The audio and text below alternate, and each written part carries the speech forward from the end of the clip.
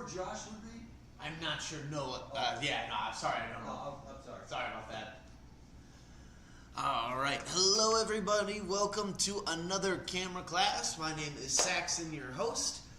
Today is the third Thursday of the month, which would make today the 20th. That also means that we are doing advanced cameras. Let me pull that up. Sorry, I had a customer walk into the room asking to see somebody else, but I am not that person. For those of you who are just joining us now, never been to a class, have been to a class, etc., welcome. This is the third Thursday. So today we're going to be talking about advanced photography. Now, what exactly is advanced photography? Why do we care so much? Today is really all about getting our content creation off the ground, talking a little bit more about what goes into doing photography in a little bit more of a professional manner as far as taking photos and video is concerned. But today is also really about learning how to edit a photo. What do we do when we want to go through the steps and make sure our photos look as good as possible? So we're going to be covering all of those things today. If for any reason you haven't been to any of my other classes, you're interested in joining, next Thursday will be our final class of the month. That's beyond the traditional camera. And then we'll start back up in April. I wanted to give everybody a heads up now. I'll give it at the end of the video as well, and I will give my heads up again next weekend, or next week in the same kind of manner. The first weekend of April, I will be out of town during when we would normally teach the class on Thursday. So I'm going to be teaching the class that Monday, which I believe will be March 31st. I know it's goofy. It's the same week. I go out of town on the 1st of April, and I will be gone until the 4th, so I won't be able to teach that class, so I thought it'd be a little easier. So we'll say it again, but Intro to Cameras will be on March 31st instead of on Thursday the 3rd of April, so just as a heads up. But let's get into advanced photography today and start doing that. As always, anyone who's present in class, you can chime in and ask questions. Anybody online watching virtually, please use the chat feature. Keep your questions appropriate. I'll answer those live in front of everyone. So before I get into photo editing and then some other basis information for advanced accessories for content creation and what to understand about that, I think it's important to talk about tips for taking great photos. These are tips and things that I learned when I was studying photography in school. As all my professors said, and as I will also say, all rules in photography are meant to be broken. So this is not an absolute truth to photography. None of this has to be applied. There are a lot of things that we can do that are unconventional and unusual to the mainstream or streamlined photography sense. However, I want to give you guys what I got so that you can make decisions and advancements for yourself. So, without further ado, we're going to start by focusing on portrait photography, then we're going to move into landscape/architecture photography, and a lot of those two do go hand in hand. But let's start with people. When it comes to portrait photography, filling the frame is one of the simplest and easiest things that we can do as an artist, as a photographer. What does that do? By filling the frame, by going from the left photo to the right photo, we eliminate what we call dead space or negative space. The wall, the shadows, the molding from the shadows on the wall all create this kind of visually unpleasant area that isn't necessary to our photo. Nothing that we see in that photo is necessary in order for us to have a good, clean image. So why do we need it? We don't. By simply cropping in and removing all of that excess information, we can get at the main true point of the photo, which in this case is our subject matter. This could be a portrait you're doing for somebody for work. This could be something you're doing for a resume, a passport photo, you name it. By cutting away any excess space that doesn't need to exist, we're naturally creating something that's more pleasing to the human eye.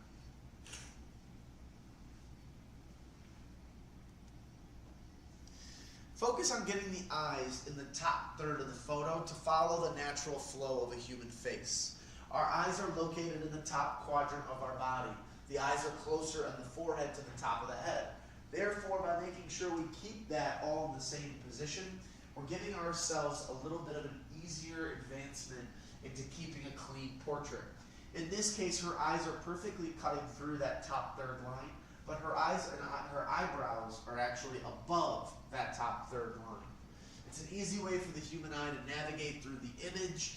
Obviously, in this case, we're either showing off what she's wearing, which could be a fashion piece or something that we're putting together. This also could just be to show her off as a model, or this could be a nice way for us to show off our photography skills. There could be a number of multitudes towards why we would do something like this. And again, eyes or eyebrows. Every time we look at a photo example from now on, I'm going to point that out. Even if we backtrack to the first photo I showed, you can see that her eyes are in the top third of that image on both sides, even the one with negative space and without negative space.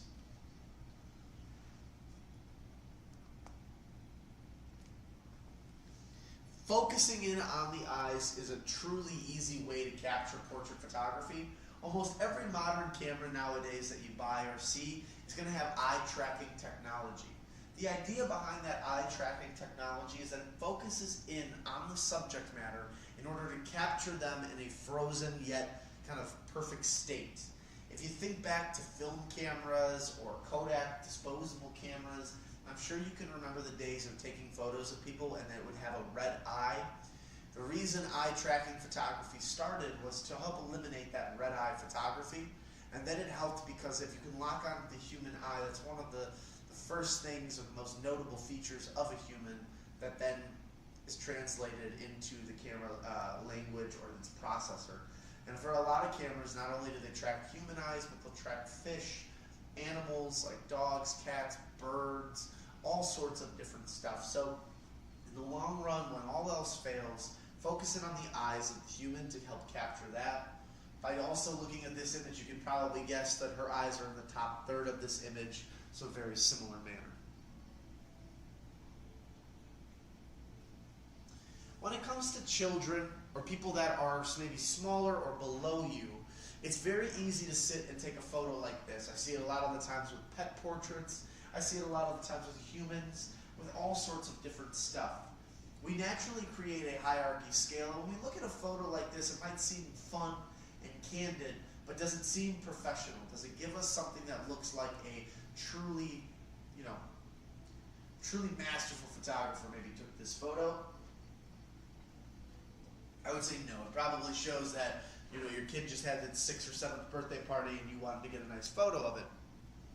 Simply, if we just duck down, we dip our body a little bit lower, and we focus the camera on the same plane as the kids, and get on their level, we can get something maybe closer to this.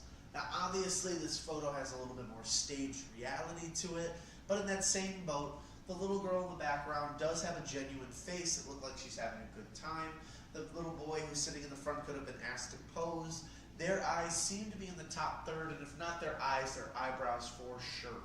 From there, then, we have a really nice blur going on in the background, so we can tell that aperture was used in a really nice way to help blur out the background. Yet the boy and the birthday cake existing on the same plane give us a really nice focus on saying happy birthday, or just a really clean, fun shot that you could frame and put it around your house, or maybe you have and save in the Facebook memories or wherever it is you're posting your photos.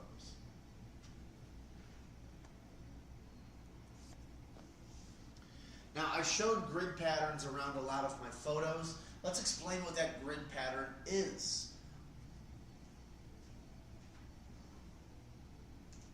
We call it the rule of thirds.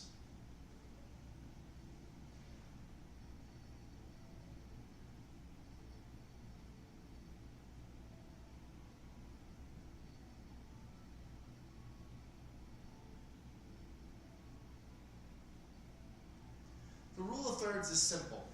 We can divide a photo into 9 separate sections. A top, a middle, and a bottom, a right, a center, and a left.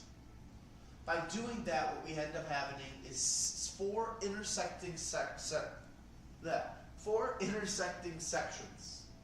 And we can see that by the circles of red where they intersect. If we can line an image's portions into those sections, we're naturally creating something that should be more interesting or stimulating to the human eye.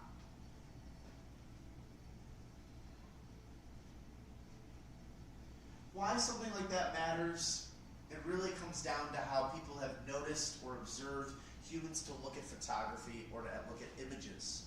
Maybe next time take a moment to even realize yourself if you're doing this. But if you watch eye patterns or if you watch things that show off how the human mind looks when it or works when it looks at a photo, typically it navigates top to bottom, but it really locks in at those intersecting points. Why? I can't really tell you, but I just know that that is something that happens, and that's why photography and photo artists are constantly having that grid on their images when they're shooting. It's a setting on your camera that you can put on, so that way it's shooting there with you at all times. It won't be on the final image, however it does show while you're shooting. Could be distracting to a regular person, but also could add an extra layer to your photography if that's something you're interested in. Some examples of that, we have the surfer here. The surfer's body and shadow are caught in between the rule of thirds. The background where we have our water hits a horizon line. Now that horizon line hits the top underneath line of the top section. Why does that matter to you? Well, by doing this, we're naturally creating a very symmetrical and interesting, stimulating image. Not only is the color from the sunset and everything else present look really nice, the shadow makes the image look dramatic, and that symmetry naturally creates just a beautiful, clean image. Water is the main thing that I'm posting in this section. So if we look at this image, we have a similar boat. On the left side of the image, the girl's shoulder and ankle hit perfectly on the rule of thirds. The water is on the horizon line, is perfectly in sync with the top of that section.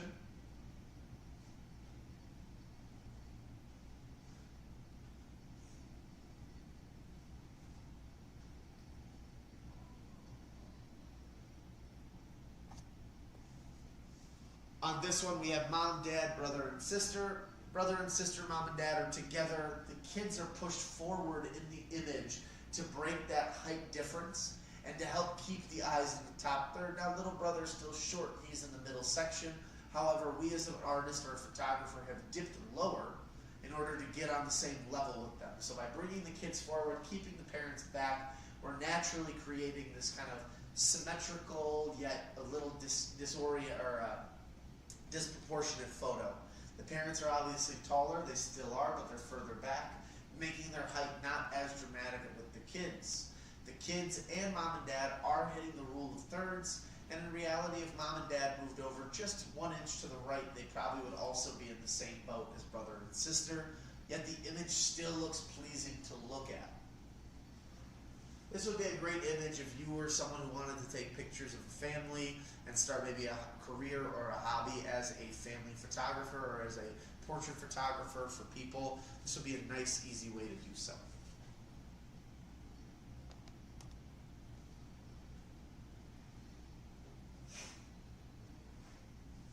Last but not least, I have Jim from The Office here. This is kind of showing off that how my rule applies, but then also doesn't apply anymore.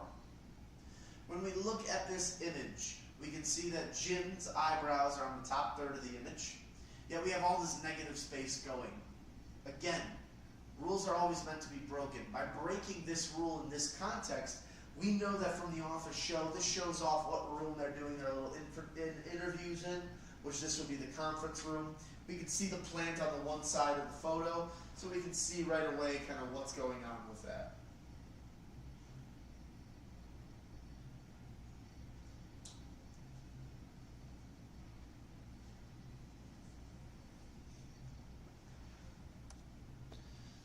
Know your horizon line. Now let's get into more architectural or nature-based photography. Most of the photos I'm showing are based on nature. The only reason being is that nature and both architecture are similar in the same boat. They both have buildings, they both have land masses involved, therefore we can frame them in similar boats.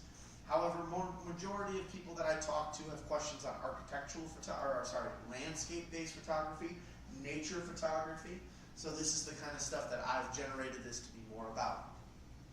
Your horizon line is where your sky and your water meets. it typically forms a background of what's here in your foreground and then what is in the sky. If we were to put a box, if we put the box above the horizon line, we're going to see the bottom of the box. If we put the box below the horizon line, we're going to see the top of the box. That's the idea behind why we should care so much. It's our perspective and our view into whatever it is that we're looking at.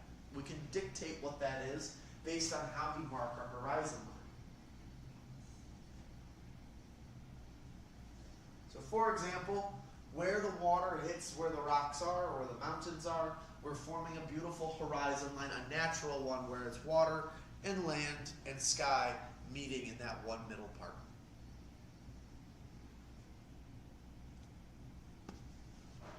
Once again, we have that same thing, but we also then have symmetry from it because we have a crystal clear water in the inside of that pond, which then really shows off that symmetry as well as the horizon line.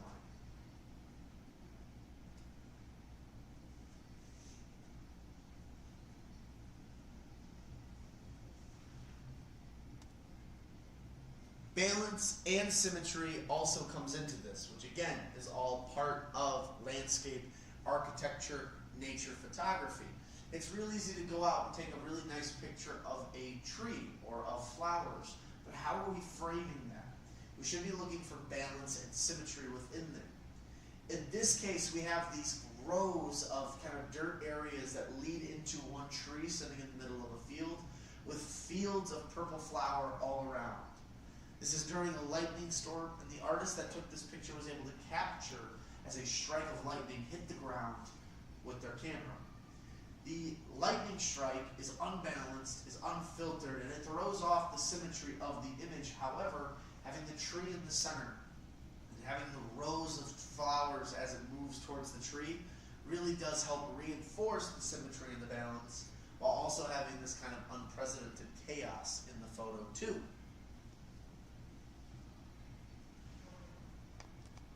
We can see the more balance and the symmetry of things when we look at photos like this.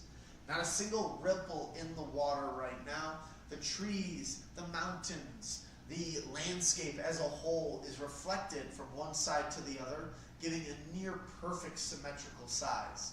There's a little bit of grass and greenery in the water itself, which is what's throwing off the perfectness of this photo.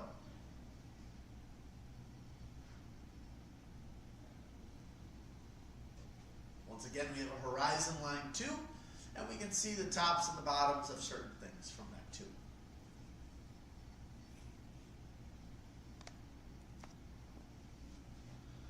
Once again, we have our balance, our symmetry.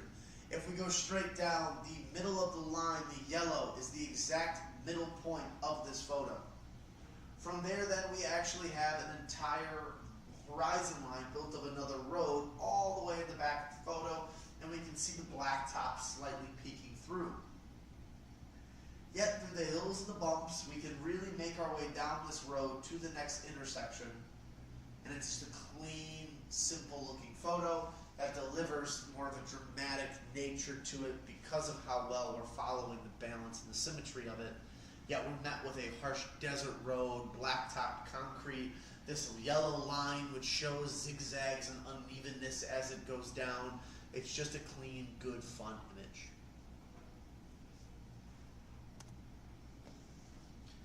A simple trick, however, I do like to recommend taking a look at this, the sun on your back.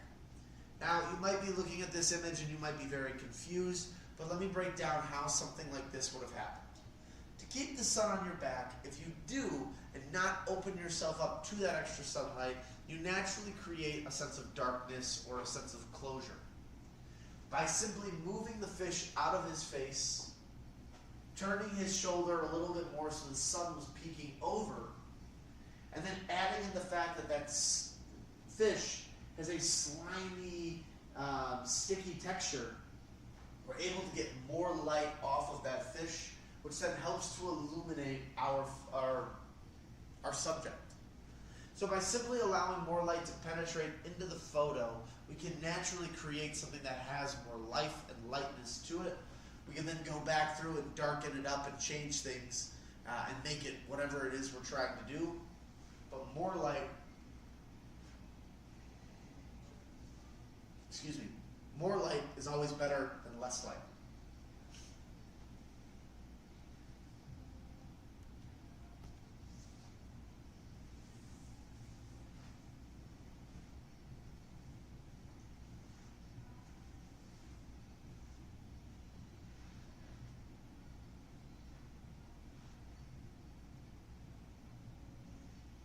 Alright, so now the next thing we're going to talk about is getting into photo editing. Not only what that all entails, but let's talk about our differences between the different types. I really like this image because I feel like it shows off the difference between a JPEG and a RAW photo really nice.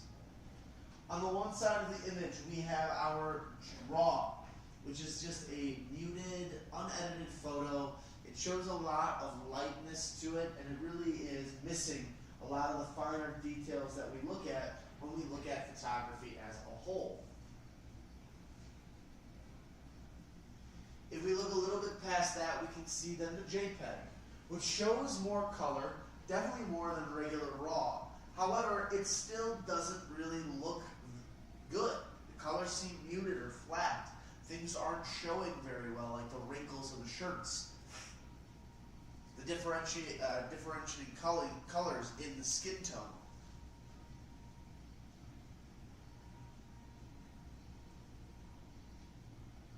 If we then look at the process RAW, we can see a lot of what I was just complaining about and pointing out from the JPEG and the RAW have been fixed. There's darker shadow tones. There's a mix between the black shirt colors. The guitar strap has more of a rosy, rounded color. The guitar has more color to it as well. Things like the skin tone show off more reds and umbers than they did in the actual JPEG, and definitely more than the RAW. It's those little details that get shown and pushed when editing a regular JPEG, or editing a RAW photo, processing it, and making it something that looks like what you see on the right-hand side. Now, why is that the case? Well, a JPEG is a compressed file. It's a smaller sized file. It has a lower color bit. It can get edited on any photo editor. It can be transferred much quicker and faster. RAW, on the other hand, is an uncompressed file. Has larger file sizes as a whole, much higher color bits, which also lends itself to the file, but it can be edited as a RAW on only some editing softwares, but most likely then has to be converted into another file in order to edit and fix it. That's where shooting RAW versus JPEG really depends on you, the artist. If you're considering editing photos, I would definitely try out the RAW format. I would play with it a little bit and see what you can get out of it. If you have zero interest in it, then I might just focus on the JPEG. And if you are slightly curious, but you're not 100% sure, take both. Most cameras, as long as you have enough storage on your card, allow you to do both JPEG and RAW, save both of them as independent files, but then take a look at them and address them in whatever way, shape, and form you like.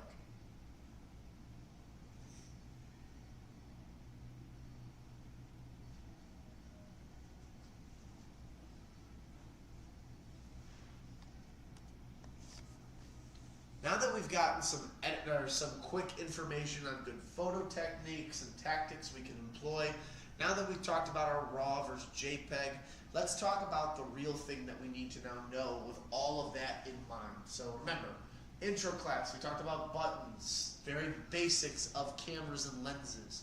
Intermediate class, we talk about taking photos, what that all entails, and some quick tips and tricks on some video content making as well too. Now we're getting into that final part. We've taken our photos, we're learning how to do it, we've gotten good information on how to pose or how to do things with our subject or with our frames in general. Now what do we do to make our photos look better? 90% of your battle will always be taking photos. 10% of your battle is then editing it and making sure it looks perfect or up to par with whatever you want. So these are my steps that I go through step by step on Photoshop or InDesign. Sorry, Photoshop or Lightroom. Once I get through editing my photos though, I will tell you that I will say it again at the end of this, I go back and I readjust. Just because I changed one thing in the beginning doesn't mean it's perfect, because I've changed now a multitude of different things. So I probably need to readjust and relook at certain things.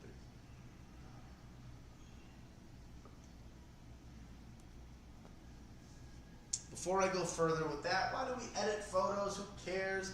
These are my favorite images that I show on here. These are great examples of photos where you can see that there are changes in between each one. Making things lighter, removing wrinkles, helping to brighten things up or mute colors down. These are all important things that, as a photographer, you need to consider, especially if you want to sell or push yourself as an artist to other people and clients. Anybody can point the camera at something and shoot and take a picture. Not everybody can then go through and use their eye to catch these smaller details.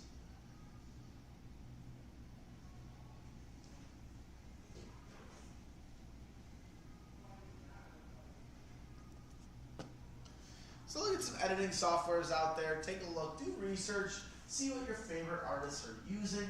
That sort of thing goes a long way when it comes to shooting and when it comes to understanding everything. The reason being is that by doing this, we're making sure that we understand kind of what we want to play with, what we're interested in, so we don't waste the money on all these different photo editors and then find out that we're only using one thing or one feature on the other. It's a really easy way of just kind of vetting the whole process.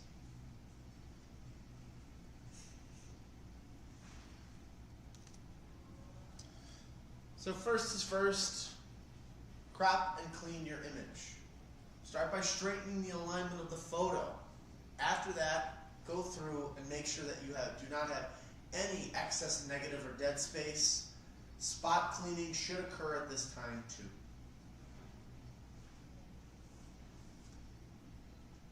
And as I go through this, guys, if you have questions, comments, or concerns, please chat.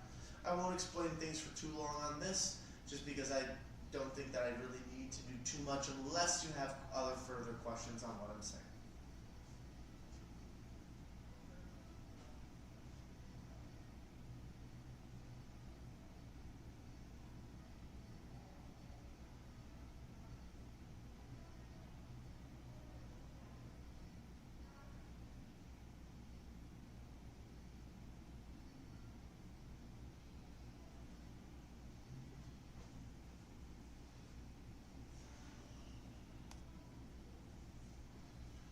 Our next step should be going through and adjusting our white balance.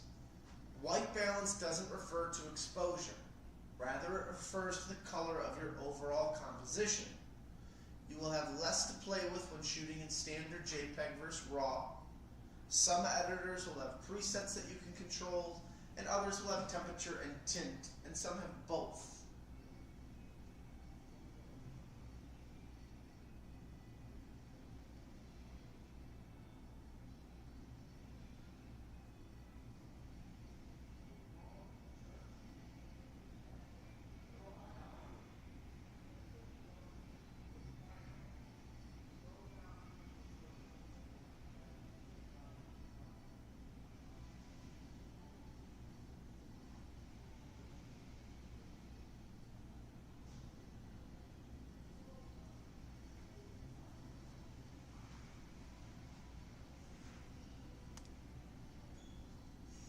Next thing I would then go through and adjust is my exposure and my contrast.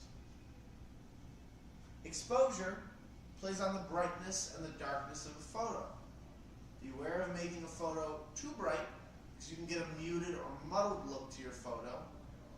And contrast plays on the bright and light tones.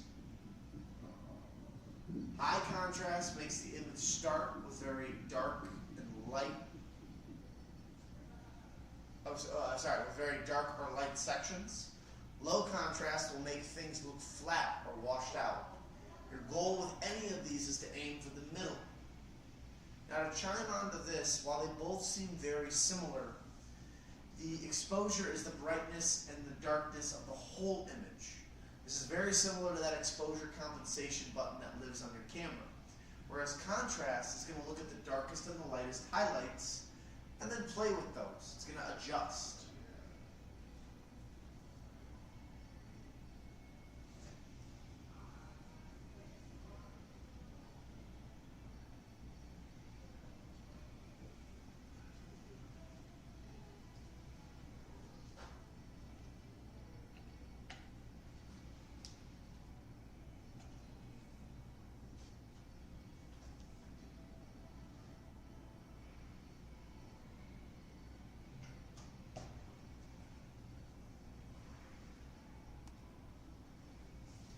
Now, when we talk about exposure, contrast, and then also our highlights and our light and our dark tones, it's important to think about our histograms.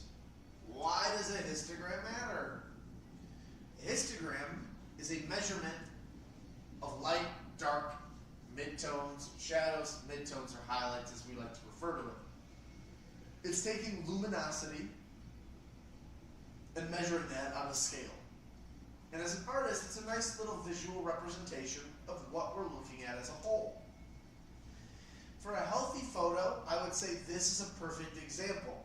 Peaks and valleys of one mountaintop mixed with some lighter, smaller mountains, then mixed with a couple spikes or little like pre-notes of tops. Highlights is small. If a photo's all highlights, then it probably won't look that good. Midtone should be the majority of what we have and see in a photo. And shadows is the darkest portions of that whole thing. When we look at photography, images, and everything else in between, this is what we should be paying attention to, because this will explain to us what really we're looking at or what we see.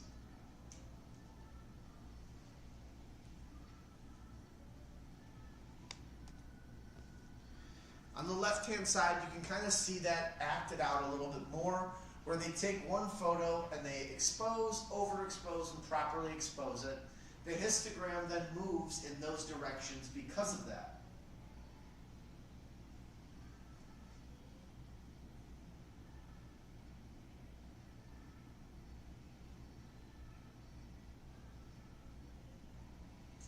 Now, as much as I like to talk about histograms and how nice they are, if we look at the right side of that image though, or the right side of that, we can see 4 images stacked on top of each other in a grid pattern, and we can see their histograms being violently different from everything I just said. And the thing to remember with this, that again, a histogram is a tool to help you see light distribution for your peaks and your valleys, your midtones, your highlights, and your dark parts, your shadows. But it's not the definitive factor to whether or not your photo is a good photo or a bad photo. There are plenty of times that we're going to see this exact thing, yet that doesn't equate to us having one thing versus the other. What it does just show us is the distribution of light throughout the image, but it doesn't for sure tell us that this is the one thing that we need to have. So by looking at this example on the right-hand side, you can clearly see that there are other good photos that can be taken and done that don't necessarily fit this community standard or the guidelines that I'm presenting to you.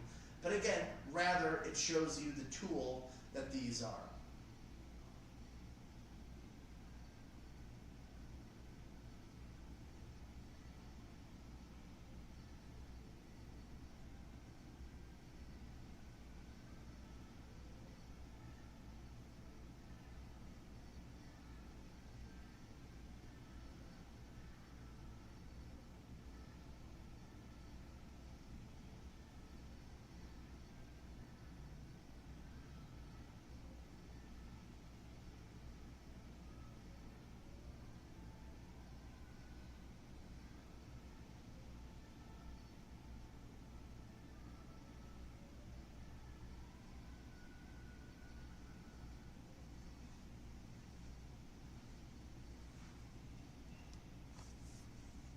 So now we've looked at dark, light points, we've understood what a histogram is, we've talked about the exposure, we've talked about cropping and cleaning.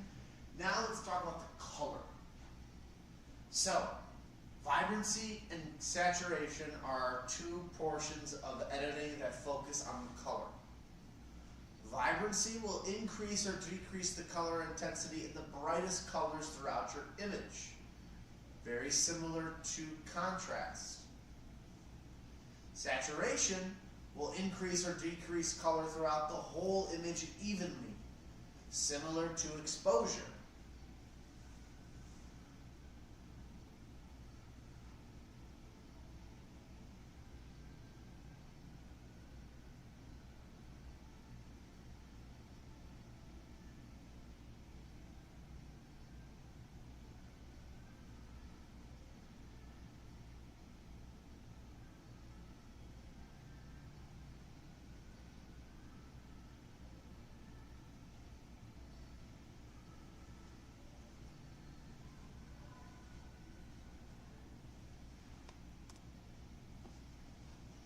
One of the final things after we've gone through and we've played with our color, our shadows, our lightness, our actual image as a whole, the cleaning and cropping of the whole thing, is the sharpness of a photo.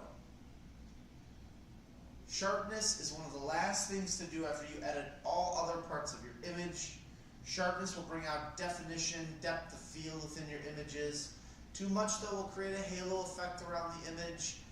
But overall, it should help make those little bits and pieces of our image really stand out and look super sharp, especially when we're using high-quality glass or photo technology. It's one of the last pieces of the whole pie that really make our image look phenomenal or spectacular.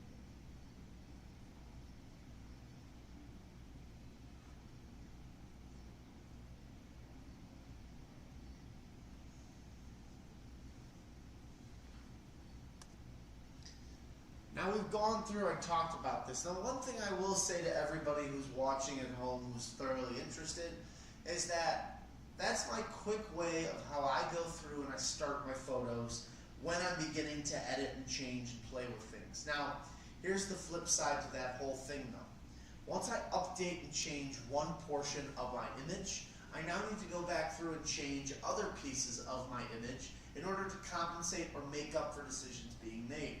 Just because I updated and changed the vibrancy or the saturation doesn't mean that my contrast and exposure that I just did a second ago are still going to look perfect. I still have to go back through and change and edit and play with those things in order to make sure that they look good and perfect and well done. So just because you've gone through and you've done one change or two changes on the image, that does not mean that it's done, it's over with, and now you can move on. Once you've gone through and you've done all this stuff to your photos, let's talk about printing or displaying your images. If you have a cropped camera, a crop sensor camera, the 4x6 through 10x12 top section of the left-hand photo should really be the only photos that sizes you're printing. Your camera is not made to be that large, therefore it's not going to print things out in a large format. Now if we have a full frame camera or a larger or wide format or whatever it is that we're shooting with camera, then we can consider the bottom half of the photos, which will print them a little bit larger, give them a little bit more pop to our image, and also be able to take that large of a file print without them becoming distorted or blurry. Now, I would say that majority of humans do not print their images, nor do they do anything really with them after the fact. So here's what I'm suggesting and I'm trying to maybe offer or tell you guys. look into digital photo frames. They're a really easy way to have photos and show them around your house, keep them at grandma's house, or display things of, whatever it is that you've done and show off all the cool things that you have. A lot of people, I will say, will take pictures, keep them on the computer, and really do nothing with them.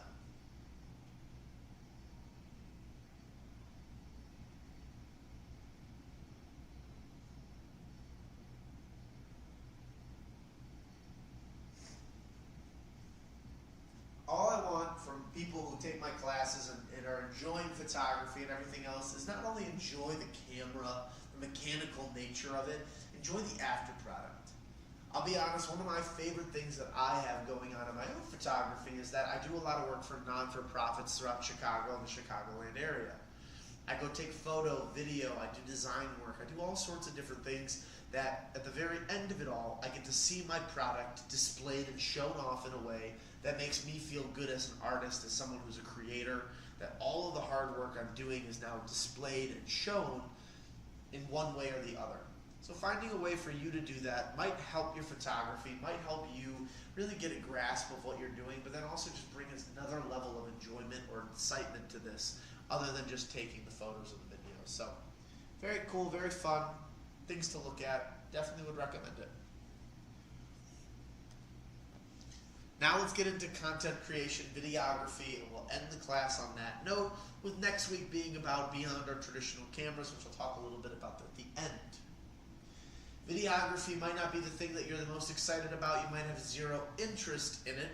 However, studies are showing, trends are showing that while still photography is still amazing and cool, a lot of people who are doing this for small business or for work or for just content creation of their own brand are going more and more towards video to capture a younger audience, but also to make sure that they're getting a hold of people's attention spans a little bit quicker. A still photo someone might look at for 10 seconds to 5 seconds. A YouTube video, a short, anything like that, they might watch it through and through and through again, giving you multiple likes, views, comments, whatever it is. So within filming videos or content, you're going to go through three main phases. Pre-production, the initial steps to begin your setup and making your project. Production, the main phase of capturing the clips and film used and then putting it all together, and having all that. And then the post-production, which is putting it all together to make that final piece to either put up online, post on a website, or show off at an event or function.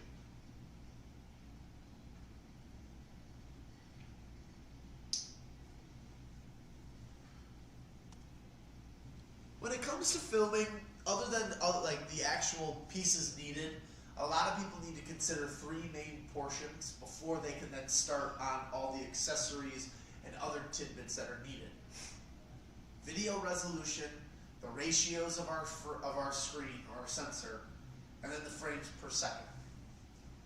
Now, depending on what you're recording and your camera is capable of, you might not need to record in the highest quality setting possible, which for a lot of the newest and more high-powered cameras could be 8K. Personally, I shoot in 4K, and then once I shoot in that 4K video on the computer, I can then downgrade and export a video I've created into HD or standard definition, depending on where I'm posting it. If I'm putting a video up on Instagram, it probably can get away with HD. If I'm going on YouTube, I'm going to try my darndest to post 4K. And if it's a video that's going up on Facebook, or maybe I'm texting this to a friend, standard definition is more than enough on a small, tiny screen. When it comes to ratios, there really is no one answer to this. This is based on preference. A 1x1 is the only one that I can sit here and tell you will look just like the square on Instagram or on Facebook. A 4x3 is the whole sensor. If you want to get little black bars around your video and make it look a little more cinematic, well then maybe dropping it down to 16:9 or 3:2 would be a great option as well too. Where things really matter is your FPS, your frames per second. If you are watching the news or standard television, maybe a soap opera, maybe a live action television, sitcom of some sort, Modern Family, I don't know. 12 to 24 frames a second are what is standard for shows like that. Reason being is that it captures the information that's needed, but it doesn't do too much to them to stress their system out, so their turnaround time for those episodes are whatever they need it to be.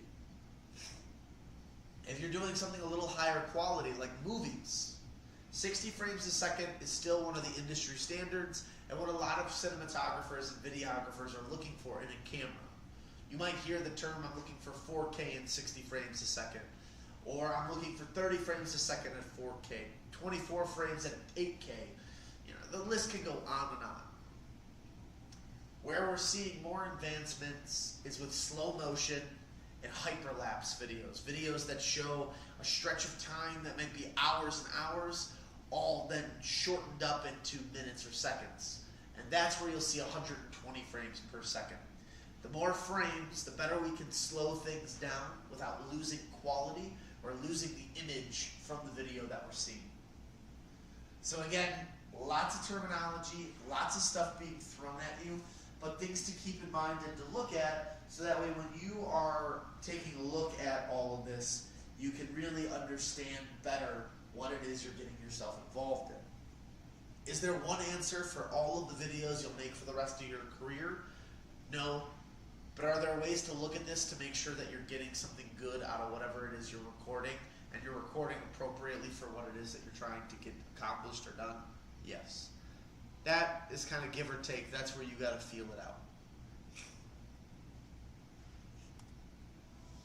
But the next most important parts of the must-haves for shooting. So those three settings I think are the most three important to look at in order to understand better what it is you're trying to capture and get appropriate footage of that content. But in order to capture it, the three things that I think are the most important are the camera quality, the lighting, and the audio quality. When I first started this class, all of my people in my marketing and video department told me the same thing. You can have two of these really good and one bad, but if two or more are bad, nobody's going to care about what you have to say because they're not going to get past what they're upset about or the hang-up. Your camera quality. You do not need to have the best camera.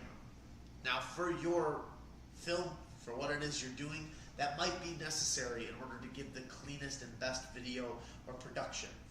However, having a camera that shoots appropriately for the content you are trying to make goes a long way. And it doesn't have to be movie quality, but it has to work for you and your project. Now, movie quality might be the only option for what it is you're trying to do. However, my best example is I have a friend who creates fashion. He's a designer. He makes clothes, and shoes, and shirts. And one of the things he uses is a small Sony camera that was from 2006 or 7. It's grainy. It shoots 720 SD, so it's even worse than standard definition nowadays. However, for what he's shooting and the style of which he makes clothes, the videos look awesome. And he doesn't have to sit and edit these things to make them look that way from a good, fancy camera. He just gets it straight out the bat. Lighting. Choosing a lighting method that works well for you. There's so many out there. I think one of the first things I'll show on the next slide is lighting. But you're going to need lighting. It's better to always have too much light than not enough light, because we can always edit and change things later on. It's really hard to make something that's really dark look brighter than it really is. Lastly, audio quality. Audio quality is a big thing that adds a lot to these images or videos or whatever it is. Because of what happens here is that without good audio quality, without hearing the voice that they have, you're not going to get good feedback from what's going on. So having things like a shotgun mic or an on-camera mic or a wireless mic, lav mics, are really important to helping your final picture, your video, become stronger. A lot of that, though, does not come down to you having this stuff already A lot of it's going to come down to the fact that you're probably going to have to pick some of this stuff up and actually go out and buy this stuff. So that's why I've kind of created a few slides just to talk about advanced accessories to help push you into that realm. First thing though with lighting, because I think this is the most important, because we talked about cameras, we talked about shooting. If you're going to shoot video or photo even, and you're going to do a studio setup, this is the type of setup that you need to have. Now, am I saying to go out and buy these giant lights? Absolutely not. You can do these with lamps at home.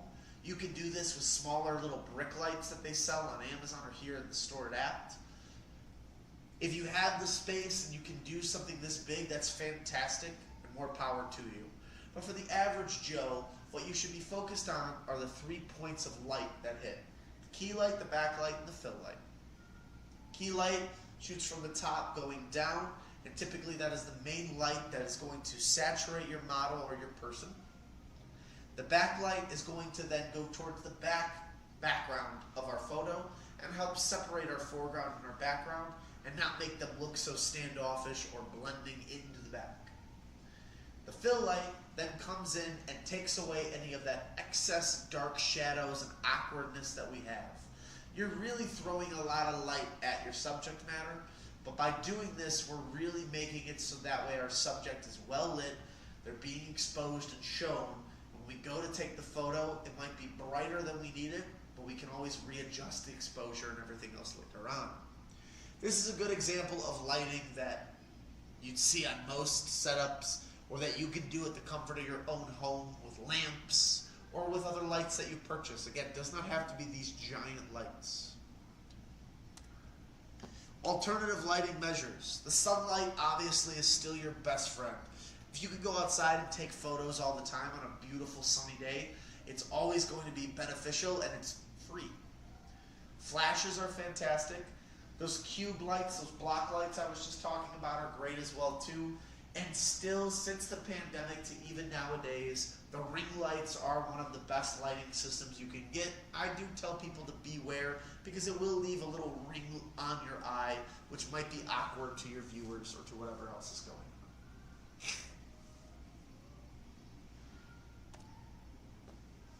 Examples of mics. Your camera has an in-camera microphone already built into it. However, if any of you have purchased a TV in the last how many years, you'll constantly hear people talk about sound bars. The reason they push sound bars nowadays is that TV companies have put so much time and effort into creating a beautiful picture that they've really said, oh, we don't care about the speaker anymore. Speaker's in there as a minor piece just to help give some sort of sound, but those speakers fire towards your wall. If it's a wall-mounted TV, you're literally listening to people basically like muffle talk like they're talking into their shirt sleeve. In-camera mics are the same boat. They put so much time into making sure that that camera takes a beautiful photo, they really kind of gave up on the actual sound quality of the microphone and what we're picking up. However, on-camera mics exist, something that is just really good at picking up sound quality. Wireless microphones are fantastic too. They're more expensive, but they're easy to conceal and hide, and they really deliver a good direct audio. Lav mics typically are great for that reason too, because they're direct, and boom mics are fantastic because they're general, but they typically will require a larger set of people, or things might be too difficult for your setup or for whatever it is you're trying to do.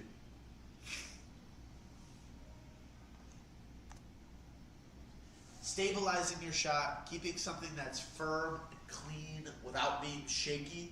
Remember, your cameras for the most part have internal stabilization. But if you're running and gunning, I got people who film cars all the time here in the store. They're car photographers, car videographers. If you're to walk around with your camera and sit like this the whole time, it's going to shake naturally. So what's a good way for us to stabilize our shots? If we're taking nature or photography or wedding photography or video, what's a good way to keep a good composure without being shaky? Things we can invest in that are simple. Monopods, a still photo head or ball head joint tripod, and a video tripod. What's the difference between a ball head tripod and a video tripod? The photo tripod is less flexible. It's got a ball head that rotates similar to the way that your wrist would rotate, or similar to the way that your arm would rotate. It's a socket and a ball.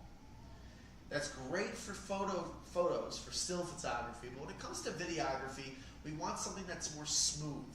We're really looking for the pan, the tilts, and the rotation of our actual camera. And that's what a video tripod does. It's usually a little arm bar. You turn that and you can then direct and change the movement of your video as you're going, rather than using the ball head joint, which could be a little bit more shoddy and then kind of more rigid, if you will. Fantastic for photo because it locks you into place really nicely to take that shot. Not as good for video, and that's where then investing in one or the other might be better. Monopod's pretty simple and straightforward. That's a straight stick that goes into the ground. That's really nice if you're looking for something lightweight. I've got customers who come in all the time. They're going on safaris or on big trips, and that's a really easy way for them to get going and go do things without necessarily them carrying all this extra load or all this extra weight, if you will.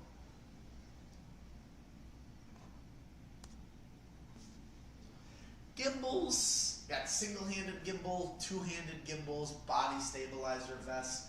Honestly, if you're getting a body stabilizer vest, I feel like you're going for something because you have a $70,000, $80,000, $90,000 camera setup. For your average Joe, I think that a single-handed gimbal is more than enough. They're practical, they're easy to use, apps to download on there. You don't need much, and they're relatively inexpensive, but they can also be a lot of money depending on what you're getting. Two-handed gimbals are great too. Those, though, usually require a second set of eyes, and I personally only like to recommend these if you've got a lot of weight on the camera, or if you really are doing a professional setup and project.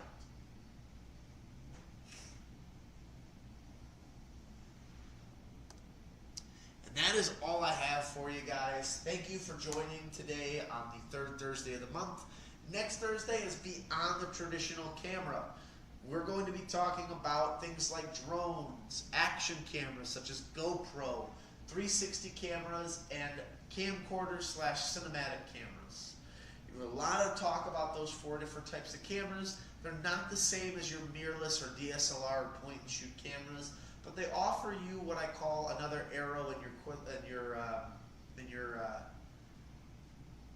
don't know what that term is called now. It's slipping my mind, but you understand where I'm coming from.